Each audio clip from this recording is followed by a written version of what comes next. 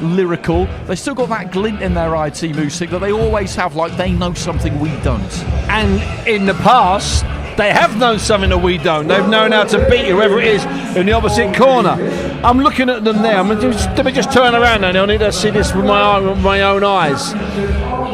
Now, I think that is a harsher, steelier look than we've seen in the past. That looks a little bit more serious than normal. Intent.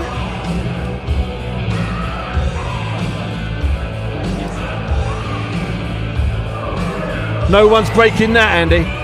No, it's going to be tricky. No one's breaking that now. To get them to turn away here, they might need a piece of paper to put it between them so that gaze This is quite broken. fiery. This. There's just a sense here that a real sense of something. Something could happen, because you see the security just gather, and you can feel it.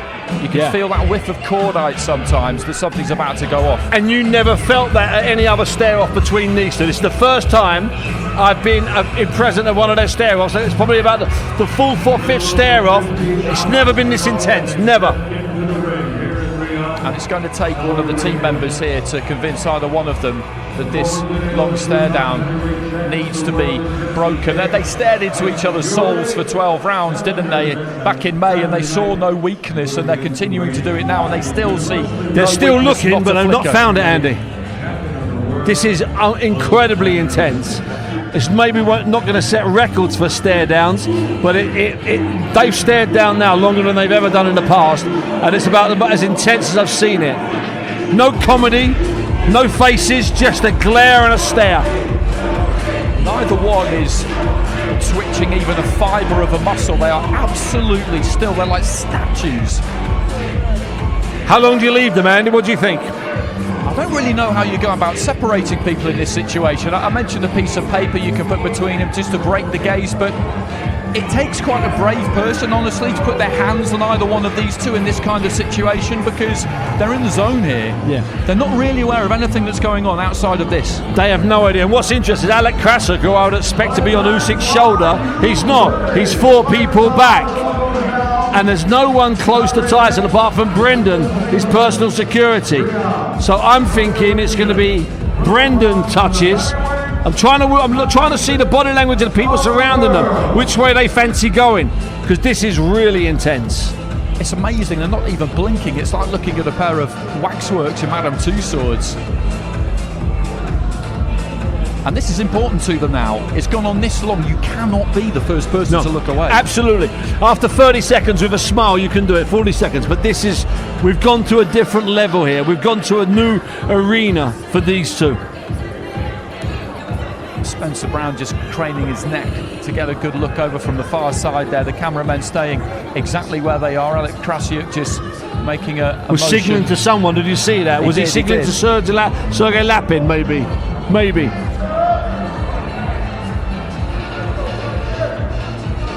And Fury's gone into that place. They both have in this current moment, but in camp as well, he's gone into that place. He's gone for that old school seclusion where he's really just sat in the misery of defeat. He claims otherwise, that he didn't really take time to process it. Rubbish. It is what it is. Yeah, rubbish. That's not what they do. Absolute rubbish. You know and I know that's not the case. He's in a hole, he's been in a hole, and it's a dark hole and it's a black hole, and he's been in those places before. He's battled in his head every single moon and every single night, Alexander Usyk. He's never going to admit it, but we know it. You can see it in his eyes. This is amazing. I wish we'd have run a clock over this, Andy. How long is this going to go on for? Because, as you said, we've got to the point now, so far past the point of no return with this. Somebody is going to have to look away, and neither one of them is going to give any ground here. It's who gets out of the sauna first. Nobody wants to get out first. Perhaps we need here, this is when Frank Warren or Bob Arum. Bob Arum's left the stage. I believe Frank Warren has too. So we're left with other people, maybe people that would maybe have a risk stepping in between them. Turki Al-Sheikh left the stage several minutes ago. I think really he's the only person in this situation who can handle this, because if you're a team member of Usyk or Fury, I would be very reluctant to try and tell either one of them, look, we need to go, because they won't like it. They won't take kindly to it. And I can see Spencer Brown has now got closer. Krasik's moved a little bit closer. Krasik and Spencer Brown are laughing. I'm looking at their lips. I don't think they're talking, Andy. I think it's just the face, just the eyes, just the look. And that's the scene. It's just encapsulated perfectly below that banner. Reignited. Usyk Fury 2. We're a couple of days away.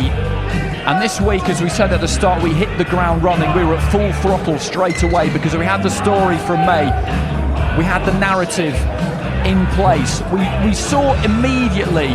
We did a sit-downs on Monday, Stephen. Anyone who went anywhere near Fury, you could get the vibe off him. Straight away. The aura off him that things were different. Things were different this time. No fun and games. He wasn't relaxed at the start of the week. He just wanted to get down to business. And Usyk has always been that way.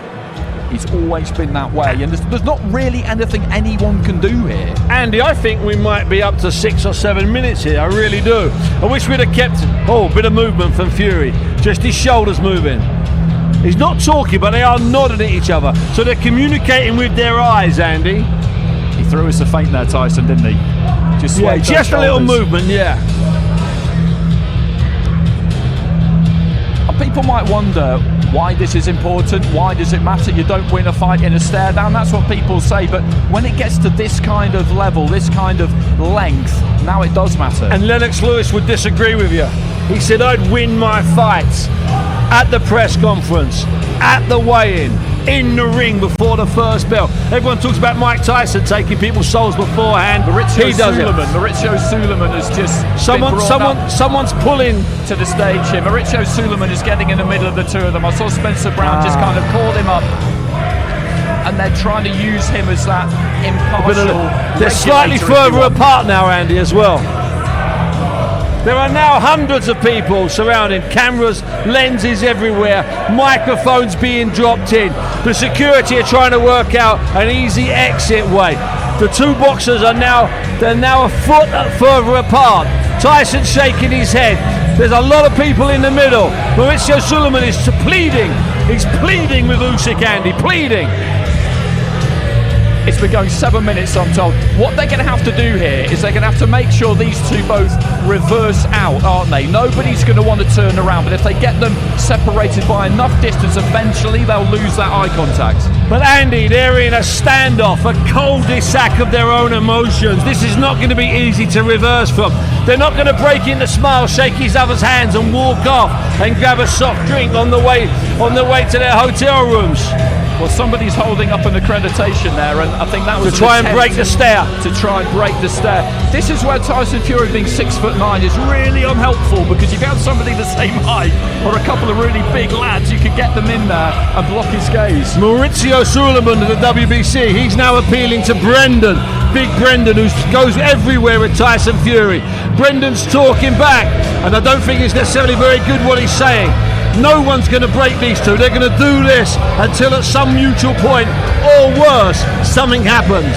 Usyk's just kind of moving on the balls of his feet there. And people watching might be wondering, why doesn't somebody just get in and break this up? But these are two big men. These are two heavyweight fighters. And when you've been around them during these weeks, and you've done it so many times, and you get towards the business end, and they're flicking that switch, you've got to be careful around them. You have to be careful. They are talking now, Andy. Sorry for cutting across you.